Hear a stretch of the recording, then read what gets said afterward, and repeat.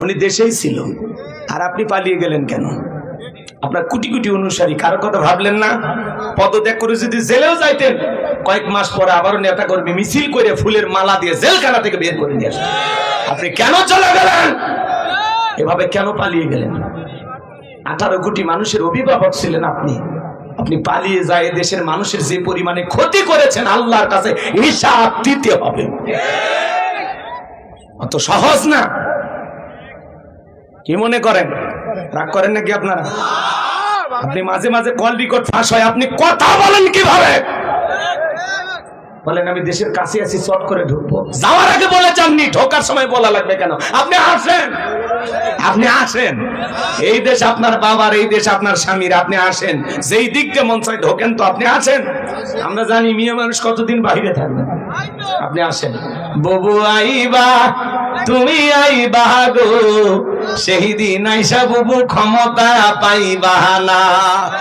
ববু আইবা তুমি আইবা গো, সেই দিন আইসা বুবু ক্ষমতা পাইবা না।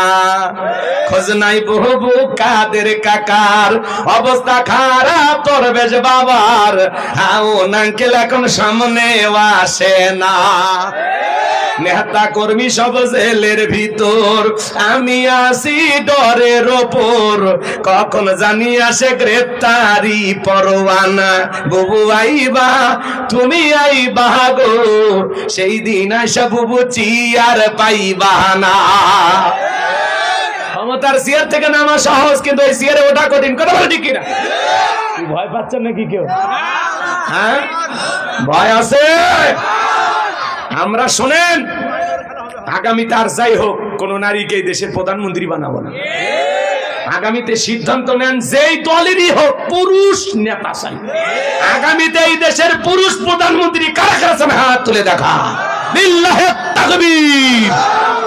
নারীদের দেখার দিন শেষ, আগামীতে পুরুষের বাংলাদেশ। শোনেন, মেয়ে মানুষের রাগ বেশি, মেয়ে মানুষের জেদ বেশি। দেখেন না, স্বামীর সাথে ঝগড়া লাগে, হাড়ি পাতিল ভেঙে ফেলে দেয়, স্বামী তুলে আসার মারে। মেয়ে মানুষের জেদ কত দেখেন না, দেশ তুই পালিয়ে যায়। তাহলে কি বুঝলেন? আর যাই করেন, ভবিষ্যতে কোন নারীকে এই দেশের প্রধানমন্ত্রী বানানো হবে। কথা ক্লিয়ার না ভেদা? যেই দলেরই হোক বাবা, একটা পুরুষ দরকার। বারে পুরুষ কেমনে বুঝাবো? রাগ করেন নাকি? মন খারাপ করবেন না আমার ভাইয়েরা, চলেন না সামনের দিকে যাই। গভীর মনোযোগ দিয়ে শুনবা। যুবক যারা আছো, নিরাশ হয়ে না। তোমাদের টেনশন আমার মাথায় কিন্তু সব সময় থাকে। তোমাদের জন্য স্পেশাল আলোচনা বরাদ্দ আছে, একটু অপেক্ষা করে সামনে যাই। মা বোন যারা পর্দার আড়ালে কথা শুনতেছেন, মহিলাদের ব্যবস্থা আছে, মা বোনদের জন্য আলোচনা করার দরকার আছে না নাই? একটু অপেক্ষা করেন মা বোন, আপনাদের জন্য স্পেশাল কিছু আলোচনা মাথার মেমোরিতে সেভ করা আছে, সময় মতো ডাউনলোড দিয়ে শোনায় দেব। আপনারা মুফতি সাহেব থাকতে এলে আমার দিচ্ছেন পরে আপনারাই বলি নেন। রাগ করেন নাকি আপনারা? নবী আমার দিকে বলা, বেলাল ইসলামের অবস্থা এখন ভালো না, কালেমা পড়েছে, আপাতত প্রকাশ করা যাবে না। হযরতে বেলাল ডেকে বলে, নবী আমার জীবনের কোনো দাম নাই, আমার মনিব ওমায়েকে উটদুম বা ছাগল পেশাব পায়খানা করে দেয়, এই ঘরে থাকতে আমার বড় কষ্ট হয়।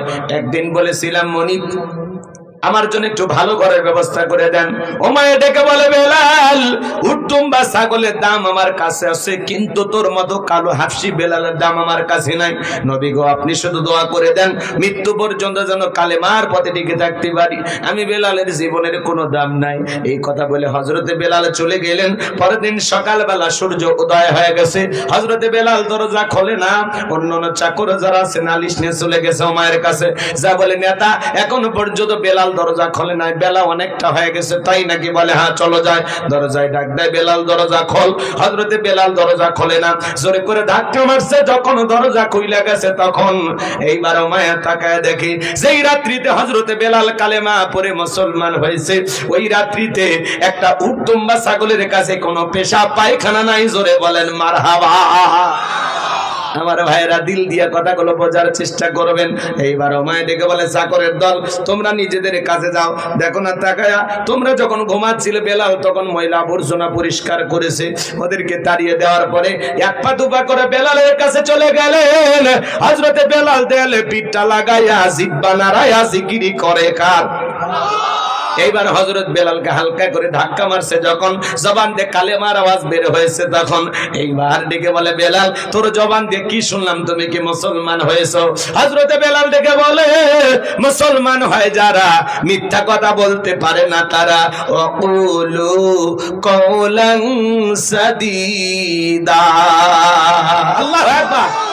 মুসলমানেরা হবে সত্যবাদী, মুসলমানেরা কখনো মিথ্যা কথা বলতে পারে না। আর আমাদের সমাজে তাকায় দেখেন, এত মিথ্যা কথা বলে বাজান, ভরা পেটে মিথ্যা, খালি পেটে মিথ্যা। মিথ্যা বলতে বলতে চেহারাটা বেঁকা হয়ে গেছে, এক পা কবরে ঢুকে গেছে। এত মিথ্যা কথা বলতে পারে শয়তান পর্যন্ত বলে আমি এত খারাপ না। কথা বলেন। বলে হেলিকপ্টার দিয়ে পানি দিয়েছিলাম, পানি যদি দিলেন তাহলে ছাদের শিশুটা মারা গেল কিভাবে? কথা বলেন। জাতির মানুষ বুঝে গেছে, পাখির মতো গুলি করে ওরা মানুষকে হত্যা করেছিল শুধু চেয়ারে টিকে থাকার জন্য। আর বলে আমরা জনগণের জন্য এত কিছু করলাম। জনগণের রক্ত যাদেরকে ক্ষমতার চেয়ার থেকে নামাইতে পারে না, এরা সমাজের নেতা হওয়ার যোগ্যতা রাখে না। মেট্রো রেল থেকে কান্না করে, বিটিভি ভবন থেকে কান্না করে, কিন্তু শহীদের রক্ত, ছাত্রদের রক্ত দেখে চোখে পানি আসে না। এক কথা কন, মানুষের রক্ত তোমাদেরকে কান্না করতে বাধ্য করতে পারে না। তোমরা উন্নয়ন দেখে কান্না করো আর বলে আমি কি মেট্রো রেলে চড়বো। চিন্তা করেন কত হাজার মানুষকে যে 16 বছরের আমল নামা যদি হিসাব করেন, কত হাজার মানুষকে যে এরা দুনিয়ার জমিন থেকে বিদায় করে দিয়েছে। আল্লাহ ছাড়া কেউ জানে না, আল্লাহ ছাড়া কেউ জানে না। কথা বলেন। কত মানুষ এখনো গুম, তার পরিবারের সদস্য, তার যে এক টুকরো লাশ, লাশের যে এক টুকরো গোস্ত, এটা নিয়ে যে সান্ত্বনা, এটা আমার স্বামী বা আমার সন্তানের গোস্ত, সেটাও খুঁজে পায়নি। কথা বলেন।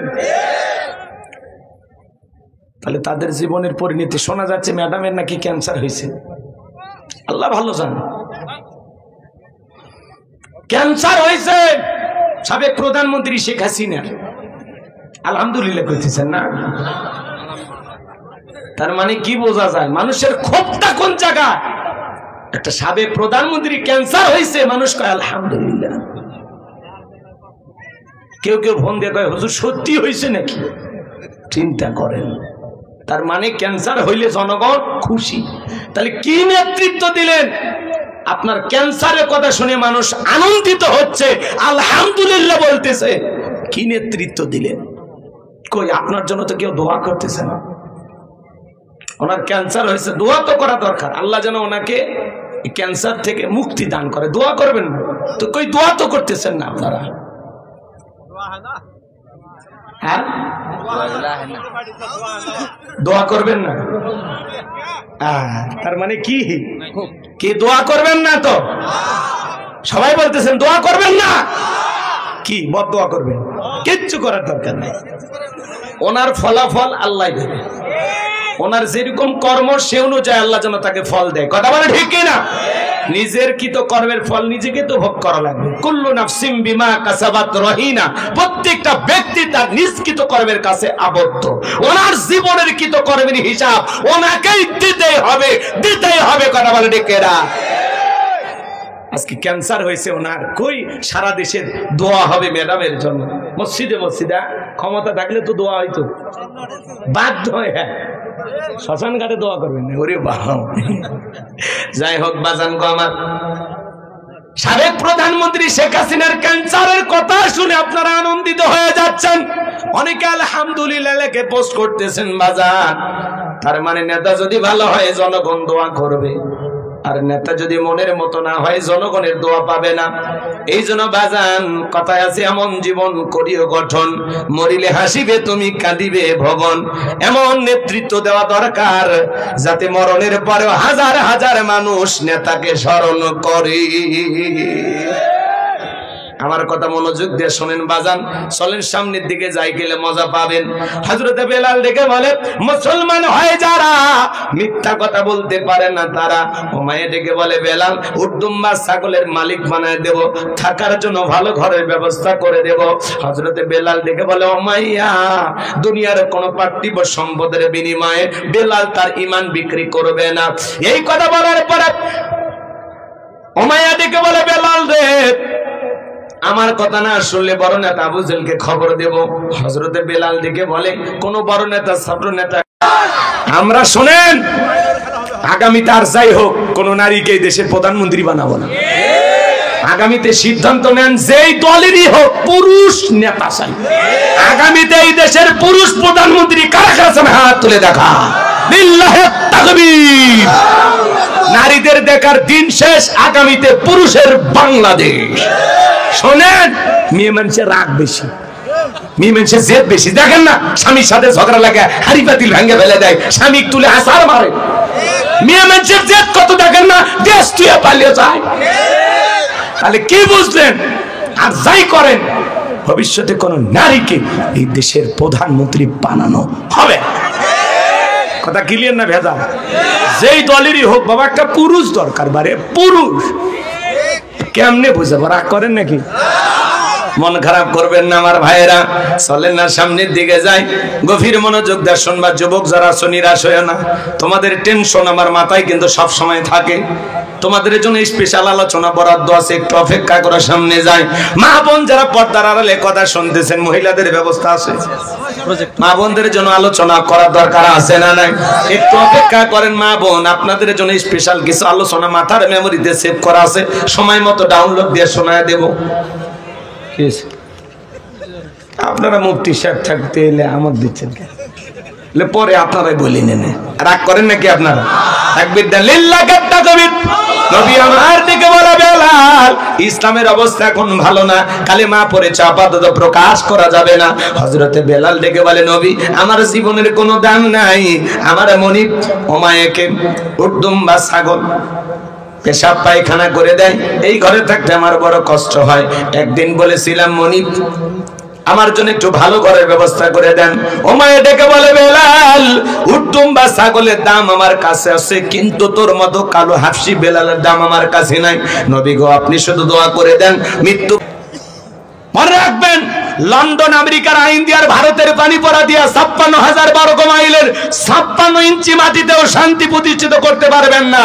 এই জমিনে শান্তি প্রতিষ্ঠিত হবে সেই দিন আল্লাহর কোরআন দিয়া জমিনটা চলবে যেই দিন। কোন আইনে বান্দাকে সাইজ করা যাবে, কোন আইনে বান্দাকে কন্ট্রোল করা যাবে, আল্লাহর চাইতে বেশি বুঝি আমরা। কথা বোঝেন না নাকি? রাগ করেন আপনারা? তাহলে চুরি বন্ধ করতে হলে লাগবে কার আইন বাজান? আল্লাহর আইনে বিধানে শান্তি। আজকে পথে ঘাটে ধর্ষণ, এই যে হাতির ঝিলে ৬ জন মিলে এক নারীকে, কিশোরীকে ধর্ষণ করে আবার হাতির ঝিলে বিলে ফেলে দিয়ে চলে গেছে। নাউজুবিল্লাহ কালকে ৯টার পরে বললেন, সমস্যা নেই, এত কষ্ট করে নাউজুবিল্লাহ বলবেন কেন? ওই ওই ওই মেয়ে তো আর আপনাদের কেউ না। ওটা যদি আপনার মেয়ে হইতো, আপনার বোন হইতো, তাহলে এতক্ষণ জোরেই নাউজুবিল্লাহ কইতেন। আজকে সমাজে যে গণধর্ষণ মাঝে মাঝে হয়, আমরা কি বন্ধ করতে পারি? এমন কোন দিন নাই বাংলাদেশে ২-১টা খুন হয় না, এমন কোন দিন নাই ২-১জন নারী ধর্ষণের শিকার হয় না। এই সমাজ যদি সুন্দর করতে চান বাজান, আল্লাহর আইন। এজন্য মনে রাখবেন, জুলুম কখনো চিরস্থায়ী হতে পারে। যারা জুলুম করেছিল আজকে তারা আছে, হয় কেউ জেলখানায়, না হলে কেউ দেশের বাইরে গর্তে লুকাইছে, গর্তে খুঁজে পাওয়া যাচ্ছে না। এটা কার খেলা? কার খেলা? এজন্য বেশি বাড়তে নাই, যত বেশি বাড়বেন তত বেশি পতন ঘটবে। থাক বাবা, এগুলো মাঝে মাঝে দিবা, ঠিক আছে? আমি কথা বলবো পবিত্র কোরআনুল কারীমের ১০৮ নম্বর সূরা, সূরাটির নাম কাউসার। জোরে বলেন কি নাম? আর একটু জোরে বলেন কি নাম? আরো জোরে। জোরে হলো না, একটু মিছিল করার অভ্যাস করেন। সামনে মিছিল করা লাগবে, ১৬ বছর মিছিল করতে পারেন নাই, এইবার করা লাগবে। এই যে গেটে যে আলোটা জ্বলে না, ওই যে টিপ টিপ নেবে জ্বলে, ওইটা একটু বন্ধ করে দাও। শুধু ওই আলোটা, ওই যে চোখে ডিস্টার্ব হইতেছে, খারাপ লাগতেছে আমার, ওইটা বন্ধ করে দাও। এদিকে খেয়াল করেন, সূরার নাম কাউসার, মোট আয়াত আছে 3টি, রুকু আছে 1টি। বিশ্বনবীর মক্কার জিন্দেগিতে আল্লাহ তাআলা এই সূরাটি নাজিল করেছেন। চিৎকার মেরে বলুন আল্লাহু আকবার। আপাতত বেশি না, 12টা পর্যন্ত আজকের মাহফিলে ধৈর্য নিয়ে কারা কারা বসে থাকবেন 2 হাত তুলে একবার শুধু বলেন ইনশাআল্লাহ। আর একটু জোরে বলেন ইনশাআল্লাহ। আল্লাহ আমাদের ধৈর্য সহকারে মাহফিলে বসে থাকার তৌফিক দান করুন, জোরে বলুন আমিন। এই যে ওয়াদা দিলেন, ওয়াদা ভঙ্গ করা কিসের লক্ষণ? মুনাফিকের লক্ষণ। আমার বিশ্বাস টাঙ্গাইলের মাটিতে মুনাফিকের জায়গা নাই। আপনারা খাঁটি নির্ভেজাল মুমিন, আল্লাহু আকবার, এটা আমার বিশ্বাস। এখন যদি 2-4 জন উঠে যায় তাহলে তো বুঝে নেওয়া লাগবে। তো চলেন, আশা করি আপনারা অল্পতেই বুঝেছেন। জবান ছেড়ে সবাই একটু মহাব্বতে আমার সঙ্গে তেলাওয়াত করুন। আউযু বিল্লাহি মিনাশ শাইতানির রাজীম। বিসমিল্লাহির রাহমানির রহিম। বিতাড়িত মোটদার শয়তানের কাছ থেকে আল্লাহ পাকের কাছে আশ্রয় প্রার্থনা চাচ্ছি। পরম করুণা অসীম দয়ালু আল্লাহ তাআলার নামে শুরু করছি। জবান ছেড়ে সকলের মুখস্থ আছে না? আমার সঙ্গে তেলাওয়াত করুন। ইন্না আ'তাইনাকাল কাউসার ফাসাল্লি লিরাব্বিকা ওয়ানহার ইন্না শানিয়াকা হুয়াল আবতার। আল্লাহু আকবার। যে কোন আয়াত বা সূরার তাফসীর করতে হলে কোন প্রেক্ষাপটে কোন সময় আল্লাহ তাআলা সেই আয়াতটি বা সূরাটি নাজিল করেছেন, সেই নাজিলের প্রেক্ষাপট জানার দরকার আছে না নাই? আরবিতে বলা হয় শানে নজুল। যদি শানে নজুল আলোচনা করা হয় তাহলে তাফসীর বুঝতে সহজ হয়। তাহলে বিশ্ব নবীজির উপরে আল্লাহ তাআলা কোন প্রেক্ষাপটে কোন সময় সূরা কাউসার নাজিল করেছেন, আমি কি একটু নাজিলের সময়কালটা তুলে ধরবো? প্রেক্ষাপটটা কেমন ছিল আমি কি একটু বলবো? কষ্ট হবে না তো ইনশাআল্লাহ? সম্মানিত ভাইয়েরা আমার, বিশ্ব নবীর প্রিয় সাহাবী হযরতে আনাস রাদিয়াল্লাহু তাআলা বলেন, নবীজি আমার চোখের সামনে বসা, কাবার হাতিমে হেলান দিয়া বসা। আমি তাকায় দেখি নবীজির মনটা ভীষণ খারাপ, মুখটা মলিন, চোখের কোনা দিয়া অশ্রু ঝরতেছে। হযরতে আনাস ডেকে বলেন, কিছুটা সময় অতিবাহিত হয়ে যাওয়ার পরে আমি তাকায় দেখি আমার নবীজি মুস্কি মুস্কি হাসতেছেন। বলুন সুবহানাল্লাহ।